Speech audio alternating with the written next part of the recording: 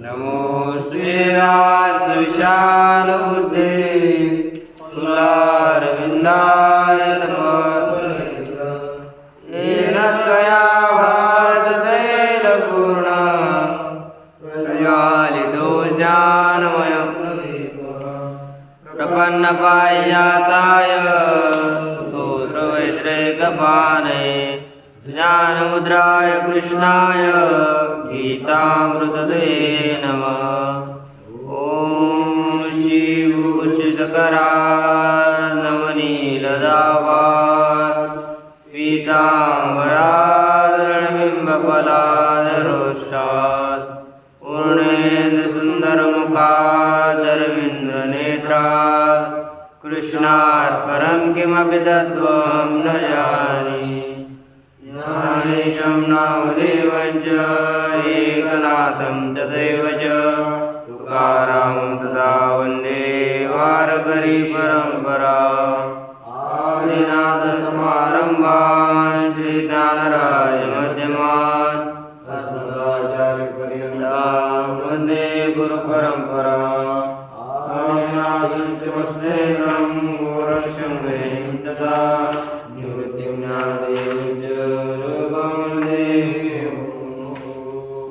श्री भगवान परमात्मा श्री ज्ञान महाराज जगद्गुरु तुकाराम महाराज शांति ब्रह्म एकनाथ महाराज आदिगुरु श्री शंकराचार्य इत्यादि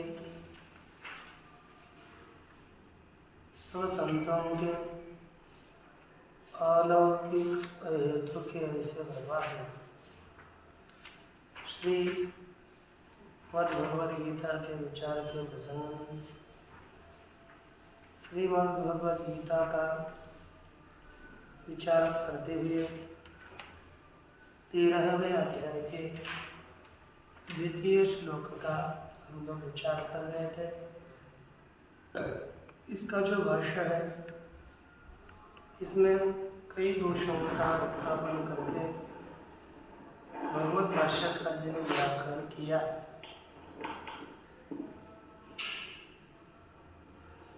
उन्हीं दोषों का हम लोग विचार देख रहे थे।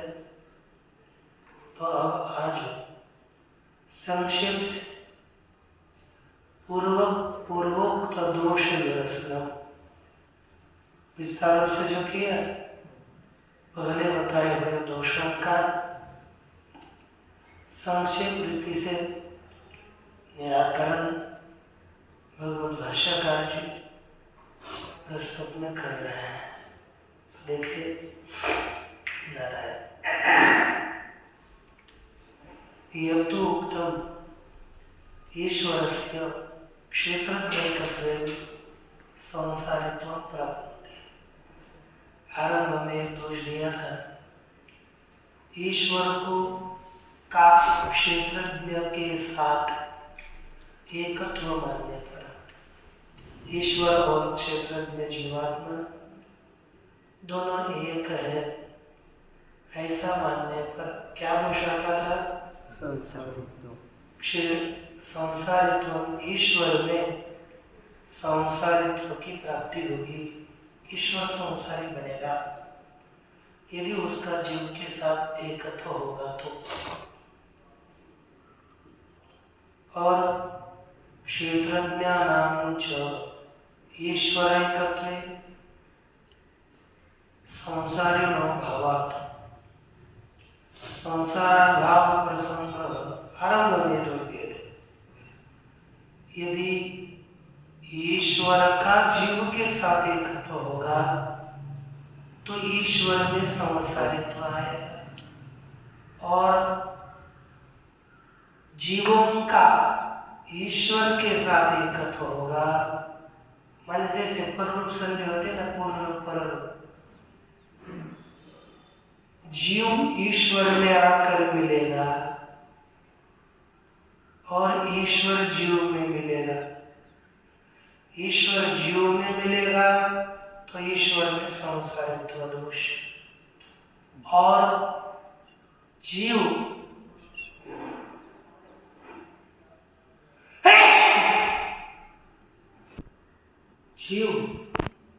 ओम का ईश्वर के साथ ऐक्य होगा तो क्या होगा?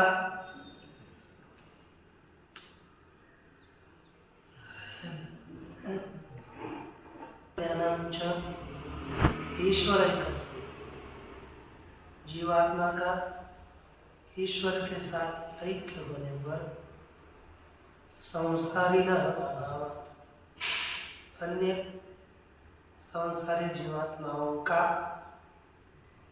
अभाव होने से संसार अभाव प्रसंग क्या होगा?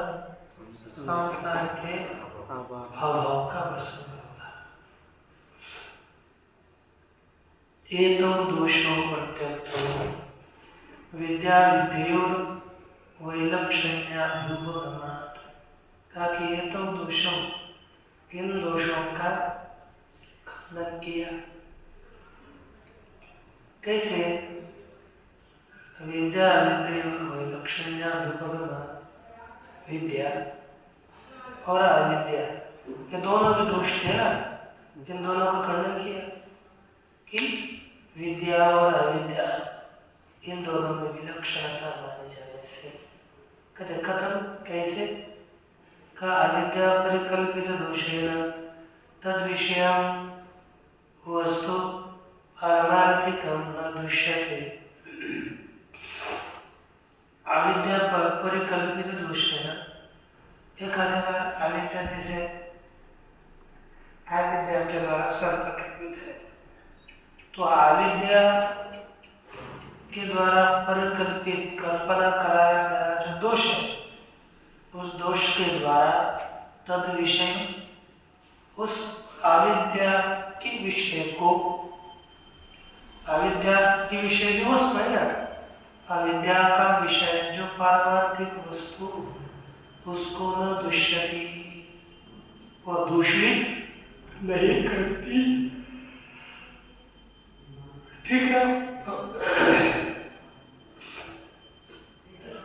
तथा च दृष्टांतो दृष्टा, उसी तरह दृष्टांत दिखाया। मरीचि अम्बसो शरदेशो न पंक्रीयते। मरीचि अम्बसा अर्थात मृग जल के द्वारा किसको दूषित नहीं किया जाता? ऊषर देशो, उखर भूमि, जो वर्ण जमीन है उसको मृग जल के द्वारा गीला नहीं किया जाता कि इतना ग्रीष्म काल में बहुत मृग जल दिखता है, तो ग्रीष्म काल में नित्य निरंतर पृथ्वी गीली रहनी चाहिए, होती है क्या? इसीलिए कोई भी अध्यस्त वस्तु अधिष्ठान को अपने दोषों से युक्त नहीं करती, क्योंकि ये अधिष्ठान की महिमा ही है। अध्यस्त पदार्थ अधिष्ठान को दूषित नहीं कर सकता। अच्छा, और आगे देखो, संसारिणो अभावात् संसार अभाव प्रसंग दोषों भी, क्या लिखा? संसारी का अभाव होने से संसार अभाव प्रसंग भी, क्योंकि संसार जीव का अभाव है तो क्या हो जाएगा? संसार के अभाव का प्रसंग है, वह भी संसार संसारिणो अविद्या कल्पितत्वोपत्त्या प्रत्युक्त, क्योंकि यहाँ पर संसारी जीव का अभाव होने के कारण संसार के अभाव का प्रसंग होगा। कहते संसारी, संसार और संसारी ये दोनों भी अविद्या के द्वारा परिकल्पित होने के कारण ये कोई दोष नहीं है, अरे वस्तुतः अभाव ही है। हम तो बोलते ही संसार एक झाला होता, ये तो सर्व था, पुढे होईल मागुता कदा कृपांठे घडेना। ये संसार तो वास्तविक दृष्टि से संसार का अभाव ही है। संसार तो कल्पित है, अर्थात संसार का पारमार्थिक दृष्टि से किसी भी प्रकार का अस्तित्व नहीं है।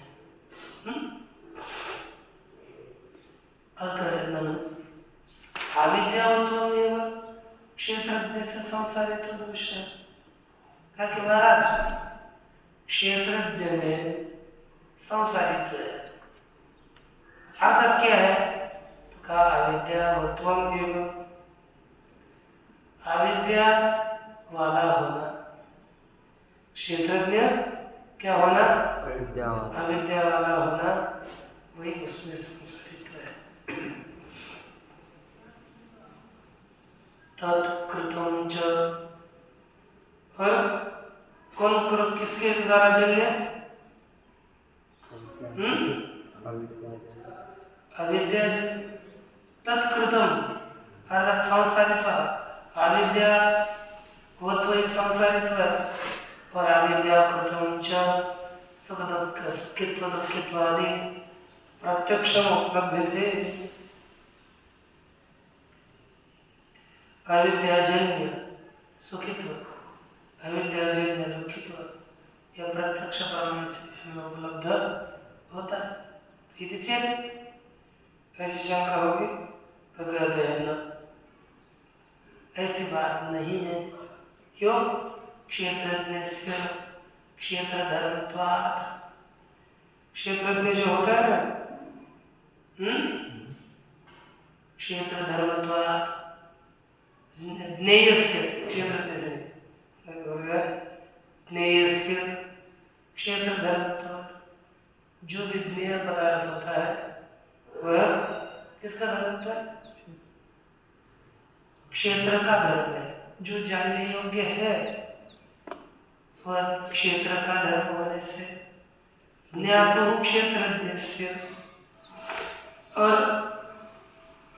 जो ज्ञाता होता है वह कौन है? क्षेत्रज्ञ। तत्कृत दोषानुपत्ति है, उसमें क्षेत्रकृत दोषों की असिद्धि है। क्षेत्र में दोष है तो इसमें नहीं आते। ठीक है? यावत् किंचित क्षेत्रज्ञस्य दोषजातम् अविद्यमानम् आसंजयति। यावत् किंचित, यावत् किंचित अर्थात जितना कुछ क्षेत्रज्ञस्य दोषजातम्, जो कुछ क्षेत्रज्ञ में दोष समुदाय था, नहीं था। अविद्यमान असंजयति, जो निर्दोष नहीं था वो अविद्यमान दोष को भी, दोष जात माने दोष गण, दोष समुदाय, दोष के समुदाय को प्राप्त कराता है, उसको संबंधित कराता है। तस्य ज्ञेयत्वोपत्ति, और वह जो दोष समुदाय है ना, वह ज्ञेय होने से क्षेत्र धर्मत्व में, जो ज्ञेय है उसमें क्षेत्र की ही धर्मता है, वह क्षेत्र का ही धर्म है। जो जो ज्ञेय वह क्षेत्र धर्म, न क्षेत्रज्ञ धर्म, वह क्षेत्रज्ञ का धर्म नहीं है। क्योंकि धर्म और धर्मी दोनों विज्ञ होते हैं। यहाँ पर क्षेत्रज्ञ नहीं है तो उसका धर्म भी क्या होगा? यही न चतेन क्षेत्रज्ञो दुष्यति। क्या लिखा? उस क्षेत्र के धर्म के द्वारा तीन का अर्थ लिखना है। क्षेत्रज्ञ धर्म, क्षेत्र धर्मेण क्षेत्रज्ञो न दुष्यति, क्षेत्रज्ञ दूषित नहीं होता। ज्ञेयज्ञातु संसर्गानुपत्तेः, कहा कि ज्ञेय और ज्ञाता, ज्ञेय तृतीय है ना, उसके साथ साथ जोड़ा अर्थ, ज्ञेय के साथ ज्ञाता के संसर्ग की असिद्धि होने से कभी भी जो पद वहां चाहिए ना, वहां पर ऐसा लिख रहा है ज्ञेन, है ना, इत्यत्र, है ना, सह इति पदम पदशेष, यहाँ पर सह पद चाहिए तो क्या कहते, ज्ञेय के साथ ज्ञाता के संसर्ग की असिद्धि होती है, होने से कभी भी ज्ञेय के धर्म ज्ञाता को दूषित नहीं कर सकते हैं। यदि ही संसर्ग स्यात्, क्या होगा, यदि ज्ञेय और अज्ञाता का संबंध होता तो ज्ञेयत्व में अनुत्पत्ति था। यदि ज्ञेय के धर्म, है ना, यदि ही संसर्ग से क्षेत्र धर्म के धर्मों का क्षेत्रज्ञ के साथ संबंध हो जाता तो जो धर्म है उन धर्मों में ज्ञेयत्व न होता। धर्मों को हम ज्ञेय न बोलते, उसमें ज्ञेयत्व की प्राप्ति न होती। यदि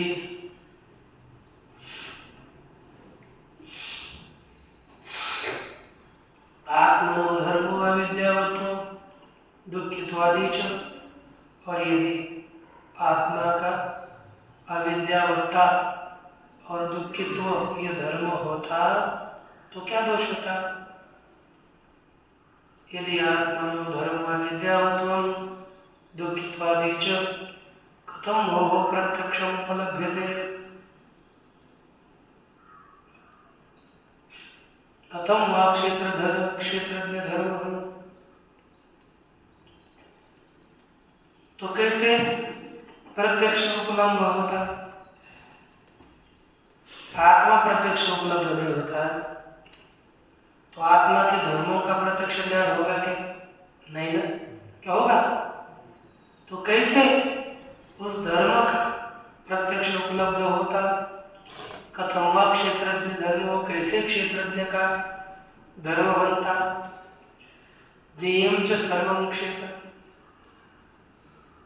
हम देखते हैं तो संपूर्ण क्षेत्र ज्ञेय है, ज्ञान का विषय है, इति निर्धारित है।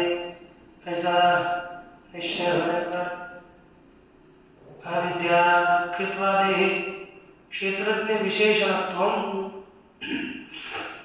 अविद्या दुःखित्वादि ये किसके विशेषण है, क्षेत्रज्ञ के विशेषण है। क्षेत्रज्ञ धर्मत्वम्,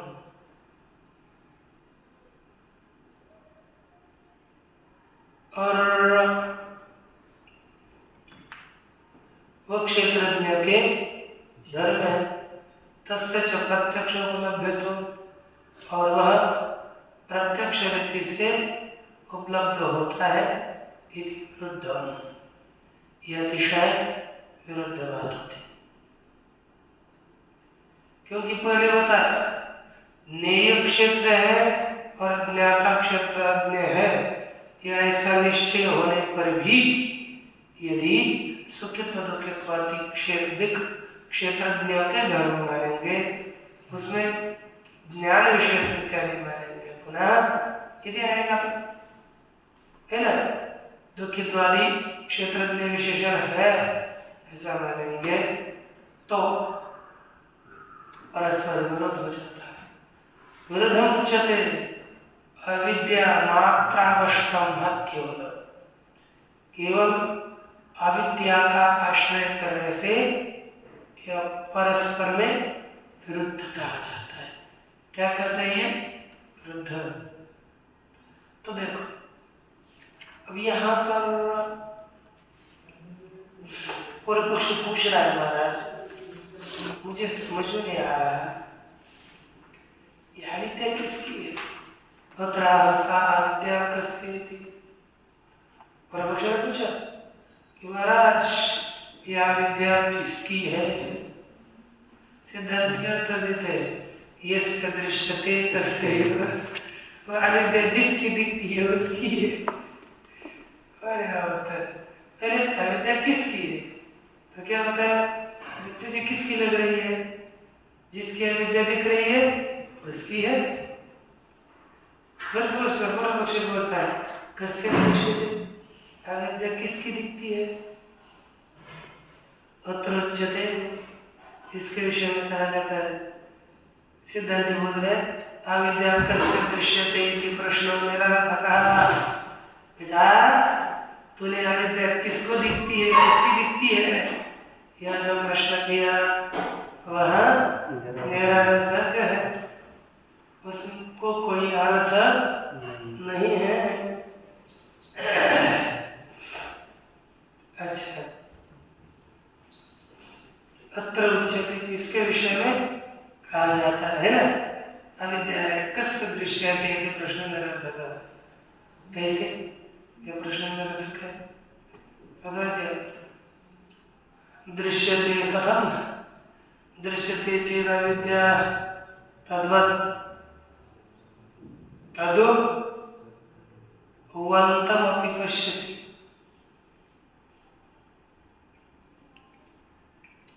कहते भगवान ने कहा, उत्तर दिया दृश्यते चेद अविद्या, अविद्या दिखती है तो तद्वन्तम, जो अविद्या वाला है उस अविद्या वाले को भी तो देखोगे। अविद्या को देखा तो अविद्या वाले का भी याद हो जाएगा। पश्यसि तो देखते हो, देखोगे। न च तद्वती उपलभ्यमाने, तद्वती माने अविद्यावती, अविद्या वाले का ज्ञान हो जाने पर साक्ष्य प्रश्न नहीं होता है ना। देखो यदि अविद्या दिखी जाती है तो अविद्या किसकी है वो भी तो देखेगा ना। इसके लिए क्या आवश्यकता है? अविद्या यदि दिख रही है तो अविद्या वाले का भी ज्ञान होगा। फिर वह अविद्या किसकी है वो प्रश्न निरर्थक होगा।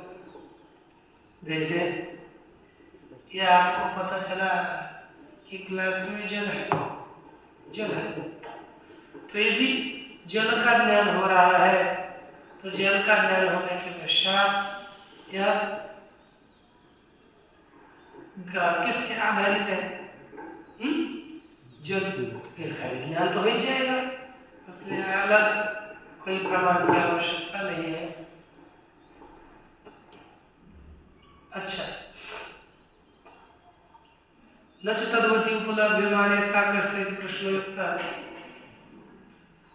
तद्वती अविद्या वाले की उपलब्धि होने पर वह किसकी है ऐसा प्रश्न योग्य नहीं।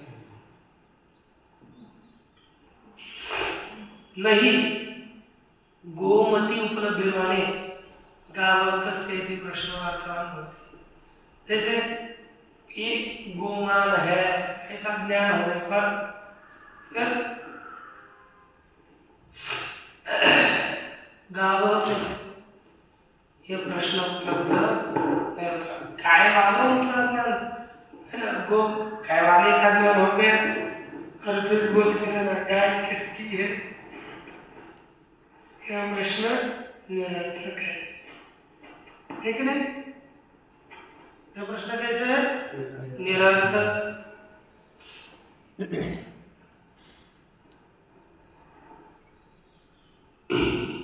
अगर अर्थ कैसे होगा? ये कहा तब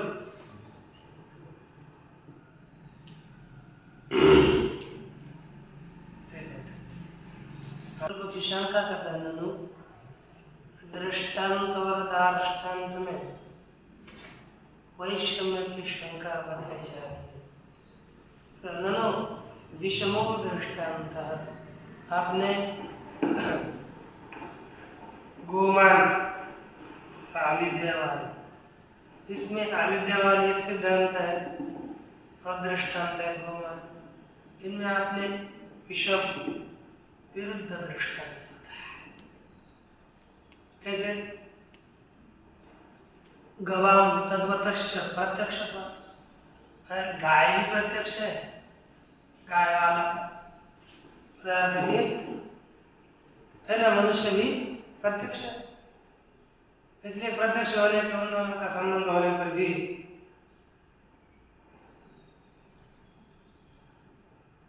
प्रत्यक्ष इति प्रश्न निरर्थक, प्रत्यक्ष इस प्रकार प्रश्न निरर्थक है। न तथा विद्या तद्वांश प्रत्यक्ष, उस तरह अविद्यावान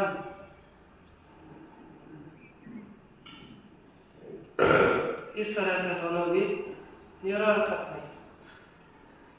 न तथा अविद्या तद्वांश प्रत्यक्षो, ये तो प्रश्न निरर्थक है, जिस कारण से प्रश्न निरर्थक होता है। सिद्धांत ने कहा अरे प्रश्न निरर्थक तब होगा जब दोनों प्रत्यक्ष हो, और ये दोनों अप्रत्यक्ष है तो उसके विषय में प्रश्न बनेगा नहीं, ठीक नहीं? ये कहा अप्रत्यक्षेन विद्यावता विद्या संबंधे ज्ञाते,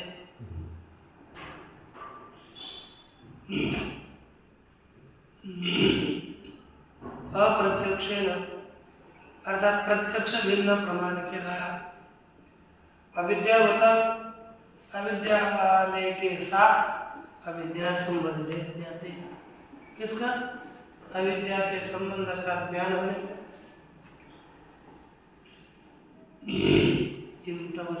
आपको क्या लगता है?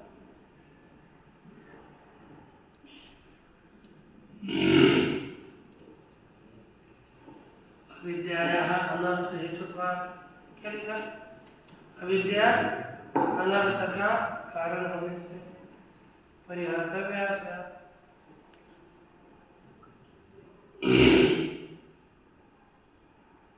है कि नहीं? कार्य अप्रत्यक्ष प्रत्यक्ष भिन्न प्रमाण के द्वारा अविद्या वाले के साथ अविद्या का संबंध का ज्ञान हो गए तो अविद्या या अनर्थ हेतु, अविद्या और अनर्थ का कारण होने से अविद्या परिहार करने लगी है। यस्य अविद्या और उसका अविद्या कौन हटाएगा? कहते जिसको अविद्या होती है ना, यस्य जिसकी अविद्या है वो उसको हटाएगा, है कि नहीं?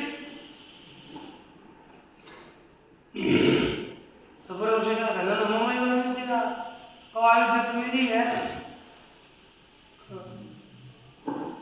तब जाना से तेरी अविद्या। सिद्धांत क्या बोलते? अरे तो अविद्या को जानता है, तद्वतंचात्मा, और अविद्या वाले आत्मा को भी तो जानता है, ऐसे मानना पड़ेगा। जाना नहीं, न तो प्रत्यक्ष है।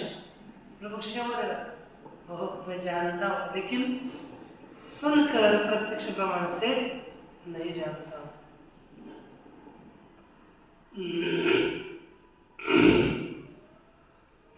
अनुमान ने जाना से खत्म संबंध करा, पूछते हैं अरे अनुमान से तू जानता है तो कैसे संबंध करा?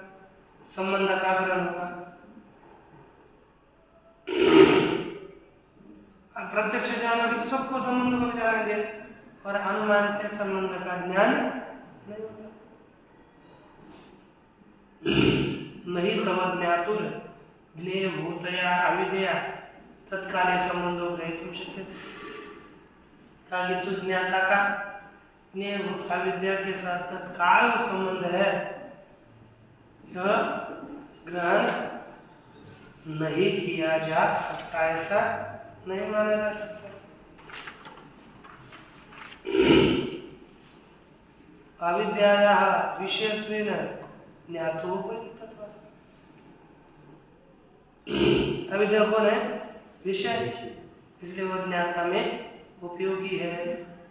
न च ज्ञातो अविद्यायाः संबंधस्य यो गृहीता ज्ञानं च अन्यतरविषयं संभवति। कदे ज्ञातो अविद्यायाः संबंधः से यो गृहीता, ज्ञाता और अविद्या इन संबंधों को ग्रहण करने वाला जो वह अलग है। ज्ञान अलग है और उसका विषय भी अलग है। ऐसे नहीं कर सकते क्योंकि अनावस्था प्राप्त है। इसमें क्या होगी? अनावस्था की प्राप्ति होगी। ये अनावस्था कैसे होगी? तो देखो, यदि ज्ञात्रा ज्ञेय संबंध हो न्याय,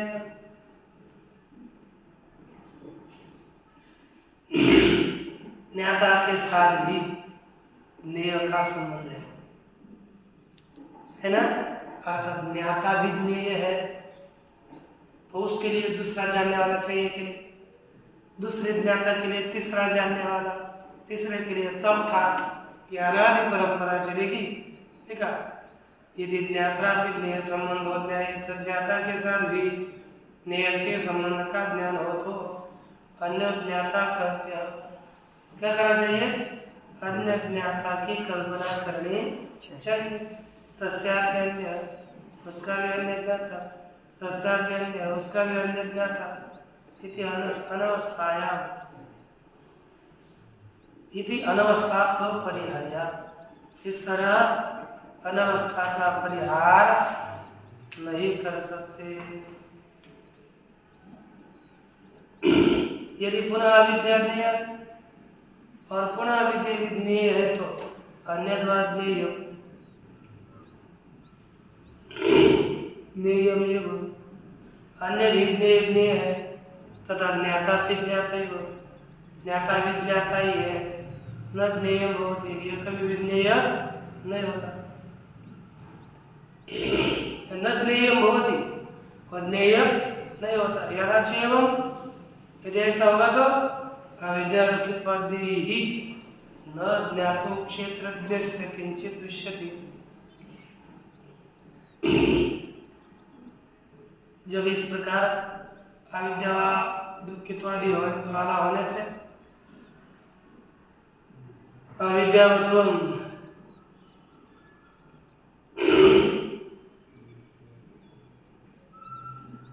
है ना, यदा अविद्या दुःखित्वादि न ज्ञातो क्षेत्रज्ञस्य धर्मः, अविद्या दुःखित्वादि के द्वारा ज्ञाता जो क्षेत्रज्ञ है उसका कुछ भी दूषित नहीं होता। जैसे कि वैसे ही रह जाता था, उसमें किसी भी प्रकार का दोष नहीं आता। और जो बचा हुआ विषय है लेना है थोड़ा। यह दोषवत क्षेत्र विज्ञातृत्व, शंका करी कि महाराज अयमेव दोष, यही दोष है। क्या दोष है? दोषवत क्षेत्र विज्ञातृत्व, दोष वाले क्षेत्रज्ञ को जानना। किसको जानना? क्षेत्रज्ञ को। लेकिन कैसा क्षेत्रज्ञ? दोष वाले क्षेत्र को जानना, यही एक दोष है बड़ा।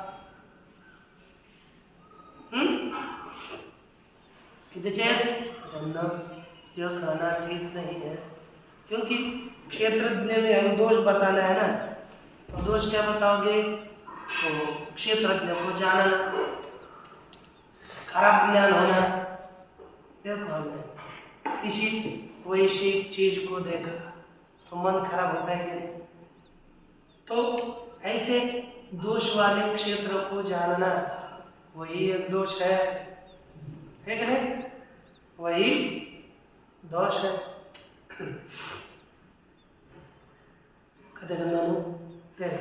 न विज्ञान स्वरूपस्य एव विक्रियस्य विज्ञातृत्वोपचारात्। सिद्धांत क्या बोलते हैं? हमने किसी को भी ये नहीं बताया क्या है?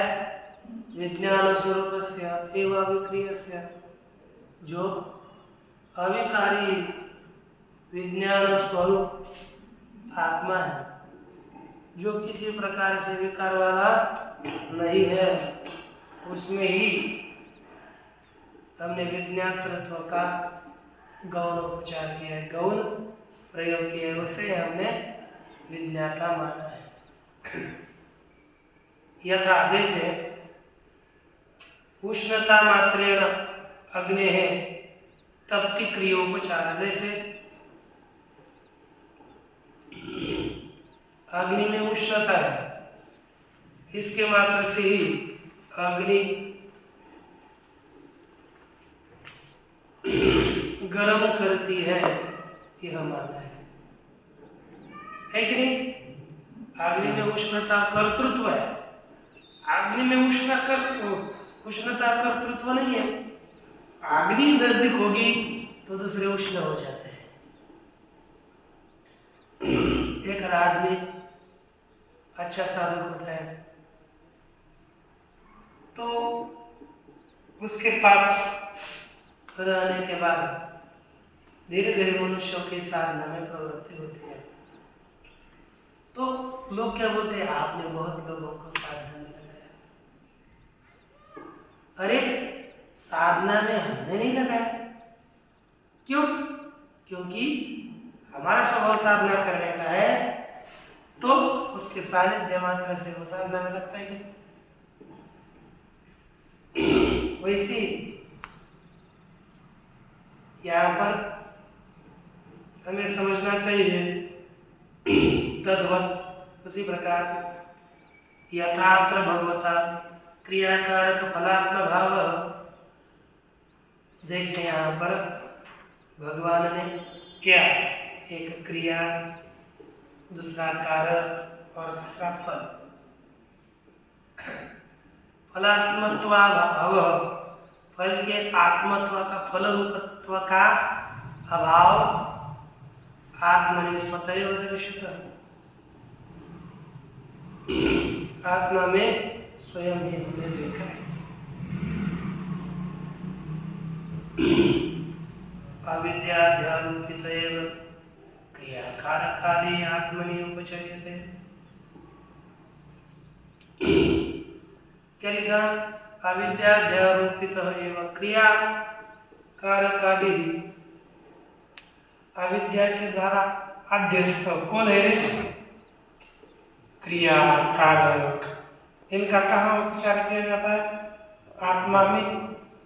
ये आत्मा के ऐसे वाले जगह है तो स्वयं अध्यस्त लेकिन माने जाते हैं आत्मा में गौण प्रयोग किया जाता है। तथा तत्र तत्र वहाँ उसी प्रकार उस स्थलों में यह वेत्ति हंतारम, इस हंता को जो जानता है,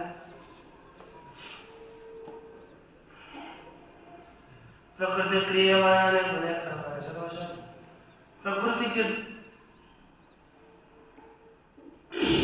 गुणों के द्वारा किए जाने वाले सभी कर्म, नारद थे कसिचित बाबा किसी के पाप को और पुण्य को ग्रहण नहीं करता इत्यादि प्रकरण में दिखाया कि तथैव च कैसा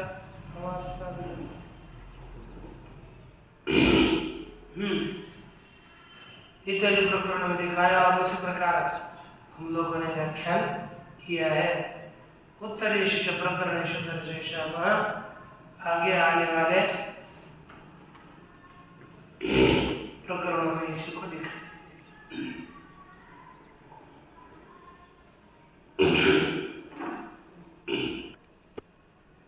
तरी आत्मनि क्रियाकारक फलात्मतायाः स्वतः अभावे अविद्या आद्यावत्त्वे कर्माणि अविद्वत् कर्तव्यानि एव। कहते अंततः आत्मनि क्रियाकारक फलात्मतायाः, आत्मा में क्रियाकारक और फल रूपता का स्वतः अभाव, स्वरूपता अभाव होने पर और आद्यारोपितत्व, आत्मा में अध्यारोपित मानने पर कर्माणि अविद्वत् कर्तव्यानि। कर्म अविद्वान के द्वारा ही किए जाते हैं। आध्यारोपितत्वे कर्मणि अविद्वत् कर्तव्यानि। कर्म तो अविद्वान के द्वारा कर्तव्य ही है। न विदुषामिति प्राप्तम, विद्वान को कर्तव्य कर्म नहीं आता। ऐसे प्राप्त होने पर सिद्धांत है सत्यम एवं प्राप्तम, या सत्य ही प्राप्त हुआ है।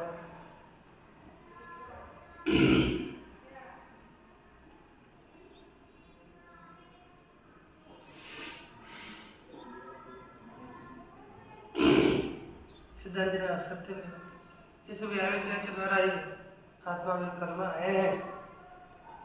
लोग एतदेव च नहीं देहवृता शक्यम युक्तम कर्मण्य शेषतः, देहधारी के द्वारा संपूर्ण रीति से कर्म का त्याग नहीं किया जा सकता। किया जा सकता है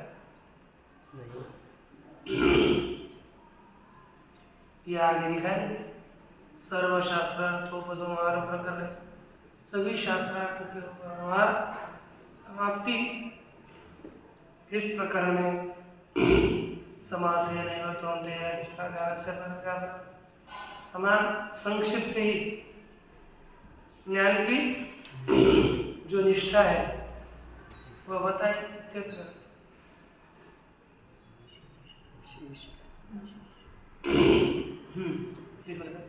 हो गया सर्वशास्त्रार्थों को उपसंहार प्रकरण, सभी शास्त्रार्थ के उपसंहार प्रकरण में समासेन, ये कौनते समासेन है माने संक्षेप से ही ज्ञान की जो परानिष्ठा है वह बताऊंगा। इत्यत्र विशेषतो दर्शेष्याम, 8वें अध्याय में विशेष दृष्टि दिखाएंगे। अलम यह बहु प्रपंचन, या ज्यादा विस्तार करने से क्या था, यह बहु प्रपंचन अलम, या बहुत प्रपंच अनुभव यदि उपसंहारियत है, इस तरह इसका उपसंहार किया जाता है। ओम पूर्णमदः पूर्णमिदं पूर्णात् पूर्णमुदच्यते पूर्णमेवावशिष्यते। ओम।